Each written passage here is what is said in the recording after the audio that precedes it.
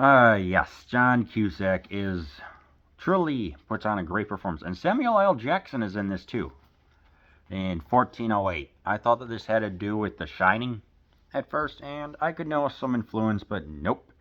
Based on a gripping story, based on a story by King, 1408 is a gripping roller coaster of a head trip, says Owen Gleiberman of Entertainment Weekly. So when this skeptical writer investigating paranormal reports wants to stay in room 1408 at the Dolphin Hotel against the grave warnings of Samuel L. Jackson, he discovers the room's deadly secret and evil so powerful no one has ever survived an hour. And in tradition of the Shining and Misery, yeah, you get something psychological. And boy, howdy, let me tell you, this was a freaking tour de force because it's at once both the a skeptic's paradise and also a believer's paradise at this Dolphin Hotel. So, he goes in being skeptical, but immediately starts like mints being placed on the table on the bed, and the radio start playing, saying, "This is only the beginning." So, the music again is being used to set the mood. And let me tell you, it is so great, so devious, and so great. I'm just like, what else are we going to expect? Well, terrors within the room are truly something to behold. I mean, I don't want to spoil too much as you need to see this, so let's just put it this way: that there's an engineer who is too afraid to come and fix a thermostat, despite Cusack coming and say you only have to walk 6-7 feet. So right from the door, the engineer guides them how to like lift a mercury coil or something like that. Boy, that has not aged well, the mercury part.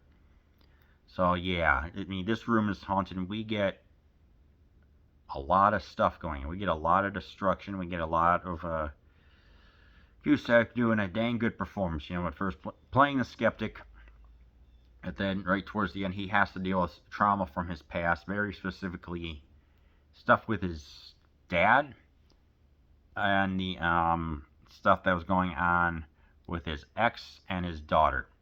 And I'm like, that's how they're able to maintain the story from able to keep going. I just thought it had to deal with like him just losing his mind because of a powerful demented entity, and that's part of it. But there are, like I said, there are layers to this film. I would very specifically say that the room, roughly from what I know, was 44 minutes in until about an hour and 15 is when he truly loses his mind. My personal favorite scene was, obviously all the times he's trying to escape. When he thinks that he can escape from a window, so he measures 9 feet from one window over to the one room that would have the parallel amount of feet, but then he's crossing it. All the windows are gone. So this is truly an accursed, evil room, and you feel the tension because he's roughly 140 feet, 130 feet upwards. We look down at an interesting New York street, and as I'm just thinking about it, I'm just like, that's just, I don't know, it's just a sight to see as he's trying to escape, and he gradually goes more and more, starts to lose his mind. The descent into madness, as I phrase it from time to time. As he's doing that, it's like he tries to contact his wife, because this room, they say, that they negate any electronic devices in the room, but at the same time, a laptop works for whatever reason, so managed to get through. At the same time, the room can even manipulate a 2007's laptop.